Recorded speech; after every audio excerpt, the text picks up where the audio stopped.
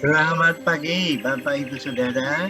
Selamat datang dalam acara Harapan Sabda bersama saya, Pak Saparmani.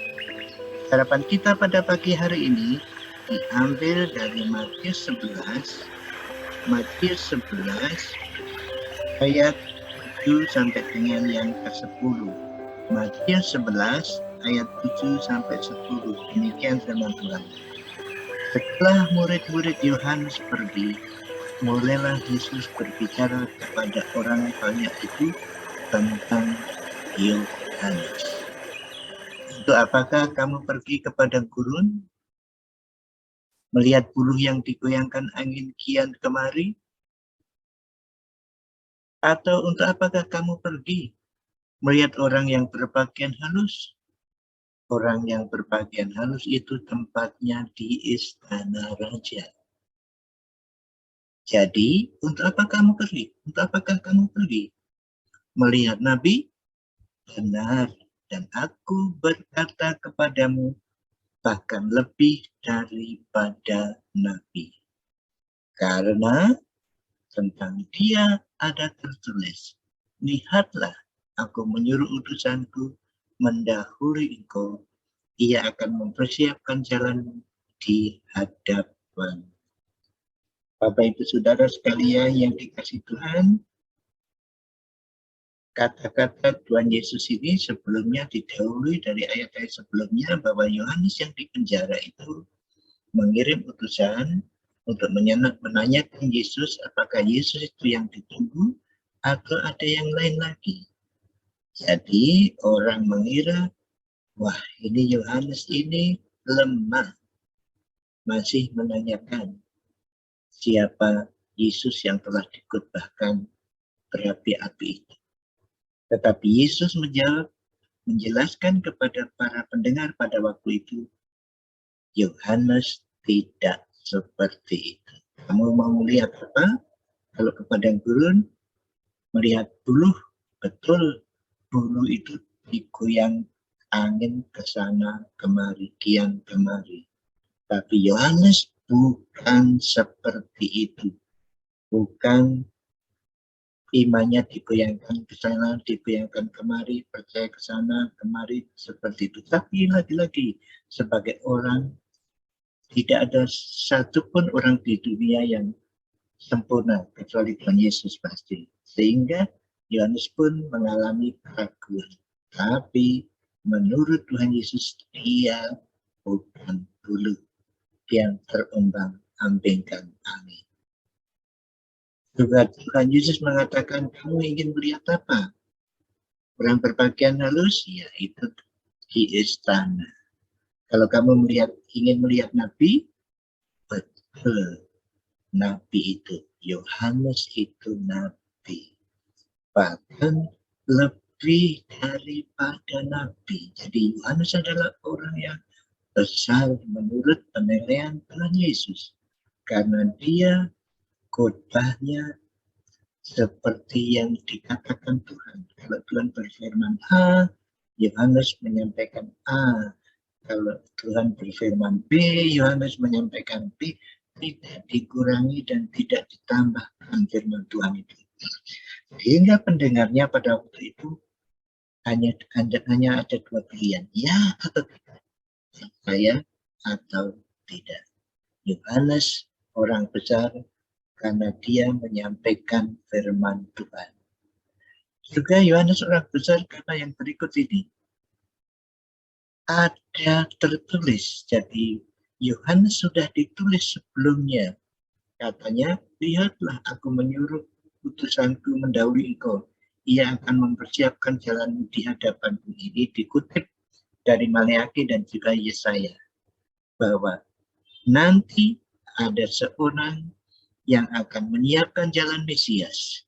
Orang itu adalah Yohanes menurut Tuhan Yesus. Jadi jelas orang besar menurut penilaian Tuhan bukan orang yang sukses mengumpulkan orang banyak, bukan orang yang sukses menjadi pengkhotbah terkenal, bukan orang sukses menjadi orang kaya, tetapi orang yang menurut rencana Tuhan, dia ditempatkan dan dia melakukan di sana, atau dalam sejarah keselamatan, Yohanes berfungsi di tempatnya, yaitu menyiapkan jalan Tuhan.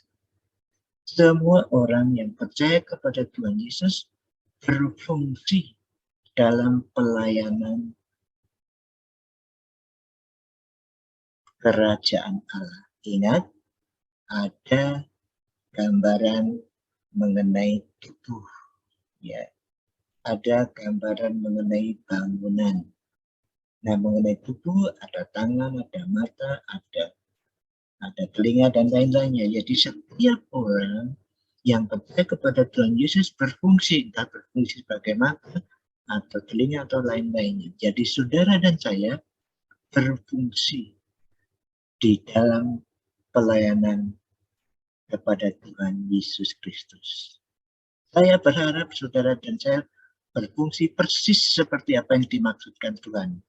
Nah, dalam keterangan yang lainnya, Rasul Paulus menjelaskan ada karunia. Setiap orang diberi karunia masing-masing. Ada yang diberi karunia gembala, mereka jadi gembala. Kalau mereka jadi gembala yang baik, ini artinya dia orang besar. Karena berfungsi seperti apa yang dimaksud Tuhan. Ada yang diberi karunia mengajar. Kalau dia mengajar, jadi guru, dan berfungsi baik, maka dia adalah orang besar. Ada orang yang diberi karunia kemurahan, suka memberi. Kalau dia berfungsi memberi ke sana, memberi ke sini, dia adalah orang besar. Karena hidup dalam pelayanannya sesuai dengan fungsinya. Mari kita meneliti apakah karunia yang diberikan Tuhan kepada kita. Kalau saudara belum tahu, mohon kepada Tuhan supaya memberitahukan karunia saudara, sehingga saudara berjalan hidup menerapkan karunia yang diberikan kepada saudara. Kalau belum tahu, selain tanya Tuhan, tanya juga kepada orang yang lebih rohani daripada saudara, mungkin pendeta saudara, teman saudara seiman, dia akan memberitahukan. Dan kalau sudah tahu, silahkan saudara lakukan dengan baik. Maka menurut Tuhan, saudara adalah orang besar di mata Tuhan dan berfungsi tepat seperti rencana Tuhan dalam kehidupan saudara. Mari kita berdoa. Bapa kami yang di surga, kami bersyukur Engkau menggunakan kami semuanya untuk perluasan kerajaan. Engkau memberikan setiap orang percaya karunia supaya berfungsi di dalam pelayanan. Kami mohon kepadamu Tuhan untuk meneguhkan apa karunia kami, sehingga kami hidup melayani, berkarya melalui karunia yang Tuhan berikan itu. Terima kasih Tuhan. Ya Roh Kudus, tolonglah kami untuk merefleksikan karunia kami dalam kehidupan sehari-hari. Terima kasih dalam nama Tuhan Yesus. Amin. Selamat beraktivitas. Jangan lupa prokes, pakai masker, jaga jarak, hindari kerumunan, sering cuci tangan.